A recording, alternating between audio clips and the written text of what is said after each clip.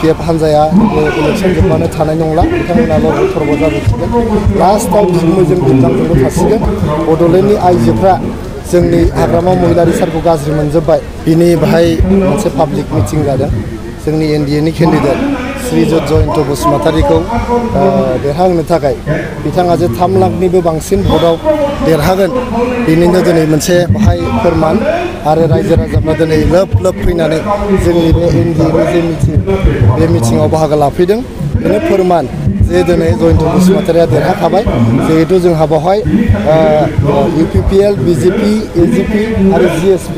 मोनब्रै हानजानि सासेल' केन्डिडेट जयन्त बसुमतारी बेजों फेर मारिनो हानाय बेयाव रावबो गैया आरो हिरा सरनायानि टिकेट माबा सार्टिफिकेटआथ' दानजाबाय बिथाङाथ' गेलेनो हाला आरो बेवहाय गुबुन केन्डिडेट गैला बेवहाय UPPLनि केन्डिडेट आरो जोंनि एनडिएनि केन्डिडेट जयन्त बसुमतारीयानो देरहाखासिगोन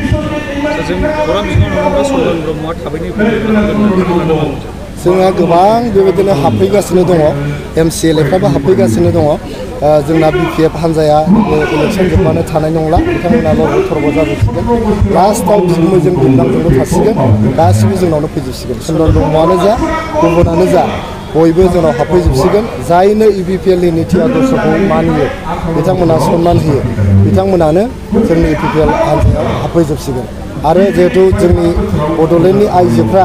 जोंनि हाग्रामा महिलारि सारखौ गाज्रि मोनजोब्बाय बिथाङा थलासे सना होनो नागिरदोंमोन होआखै ओंखायनो आइजोफ्रा गाज्रि मोनजोबनानै दा बयबो जोंनि UPPL हानजाजों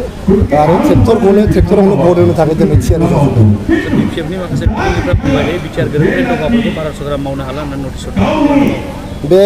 थगायनायनि सायावबो रायजोफ्रा रागा जोंजोब्बाय जेरै सनितपुर बिश्वनाथनि गामिफ्रा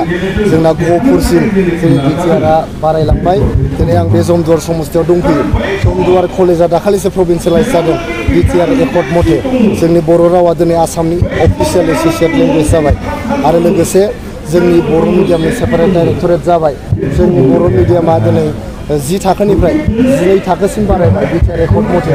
दा बिटिआर एकर्ड मथेनो बिटिआर एकर्डनि दफा मथेनो फारि जोंहा जोंनि बर' माहारिनि बड'लेण्ड ओनसोलनि मोजां हाबाफारिफ्रा जागासिनो दं दा बेखौ नंखाय होननायनि रायजो राजाफ्रा रागा जोंजोब्बाय बोराबजोबबाय ओंखायनो BPFनो नांगोलनो रावबो भट होनाय नंला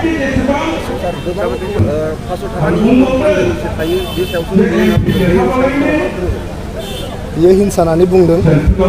सोरबा चेयारमेना 500 थाखा नटनि सायाव उन्दुदोंबा बियो करापसननि फैसा नङा सोर रायजोआव बुंदों बे सोरबा चेयारमेना करापसन खालामनांगौ बेखौ कास्टमासो बुंदों आंनि फंबाय कास्टम अबस्से आं बेखौ जोबोद अनो कास्टमखौ बिथाङा मिथिजोबा दा आंनि रांब्ला आङो बिखायाव लायो ना बिखुङाव लायो ना गान्दुआव लायो बेथ' आंनिसो रां ना बेखौ कास्टमा गावनि फैसाखौ बबेयाव लादों जोंहा मानो नायनांगौ नङा होमबा कास्टम बसुमतारीया गावनि 500 रांनि 100 रांनि नटखौ बिखायाव लायो ना खर'आव लायो ना फाफ्लियाव लायो ना फट' लानानै ससियेल मिडियायाव हगारो बेखौथ' जों बुंनो थाङाखैना बेहा आरो मालाय लानायखौ मानो हिंसा नांगौ जाखो